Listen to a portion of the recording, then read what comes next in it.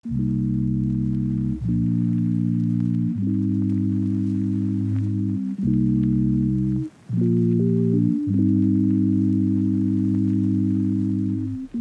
wanted nothing but the keys for release because I had other plans. You know, I was going to still try to be Daryl when I came home, but God stopped me in my tracks.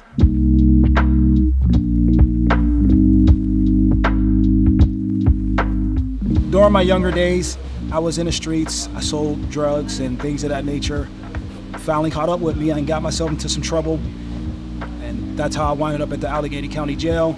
Once I was there, I was introduced to a program called the Reentry Program. 12 years ago, we started the Reentry Program under the Second Chance Act. Currently, it is metamorphed into a program that is for individuals in the jail that are high and medium risk of reoffending. We're looking at what skills you need to gain in the jail and then what skills you need to gain outside to get a full-time career. So when you're in jail, they have the workshops, and there's a lot of apprenticeship programs that come in to speak with the inmates. What are they interested in? So things like carpentry, machining, and culinary. We're working in some of the restaurants around this area. And there was a place called Springboard Kitchens that used to come in. I met Daryl when he came through the reentry program. Jen was working for Springboard Kitchens. I went through the program. He was a little difficult when he first started. A little bit of resistance, a little bit of, I can't do that. I had no passion for cooking. Zero. I did not want to be a chef, but I no longer wanted to be a drug dealer. I knew I had to change me, and I knew I had to be a better me. We saw a change in Daryl. I said, why not? From there, he just gained more and more skill and more confidence.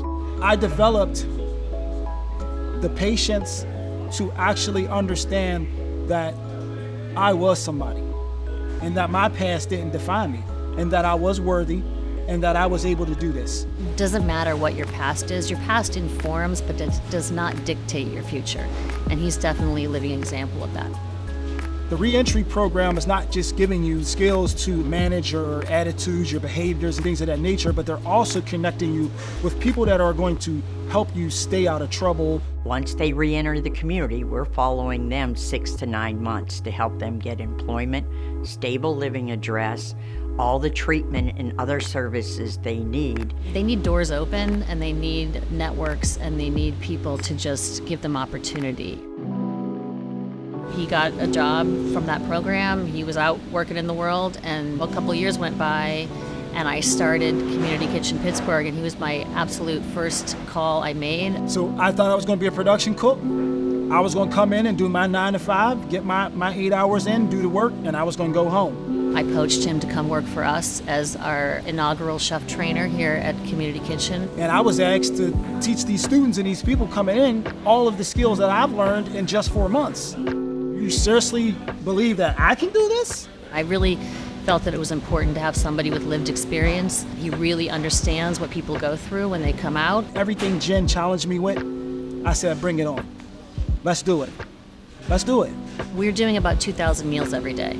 And so it's a lot of food to get out the door. You have to work together as a team. I was producing food, serving the community. People's doctors were calling, whatever you guys are doing, keep doing it. The smile on people's faces when you see them get something good to eat that you made. It was over for me then.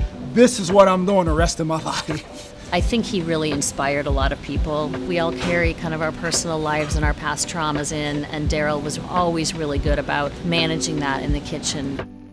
As I was still working my full-time job, I started to try to build the business for my cleaning company. It would just be something I would do part-time after I, finished in the kitchen, just something to try to build on. We started a program teaching inside the jail, teaching Serve Safe and food safety. As I said, when I was in jail, I didn't want anything but to be out of the jail. It was really important that we get Daryl back in there. So here's another surprise. You're going to go back into the jail in another capacity, and you're going to give to these inmates everything that you know about being here and also being where I am now. These people can look at him and say, oh, okay, you actually know. You actually know where I am right now. You actually know where I'm coming from. It was one of the most amazing experiences I ever had. You could really see it catch fire. Unfortunately, COVID hit, and then that derailed so much of what we were trying to do. Things started to get a little scary about, how I was going to support my family.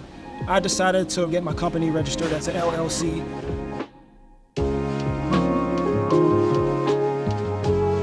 He's laid out the path for himself, He kind of had that vision early on, and he's following his vision. It's actually been 3 years for the company. I clean anything from 76,000 square foot schools to 6, 7, 8,000 square foot banks. We have about 11 contracts. It's family based at this point, but we have 3 employees outside of family. What people really have to understand is you have to find your purpose in life. You have to find out what you're passionate about. You have to take your gifts and your talents, and you have to run with them, no matter what. No matter what you did the minute before. Your past does not define you. And if there's anything that you will put your mind, your heart, and your soul to, and you allow yourself to be guided, believe me, you can get it done.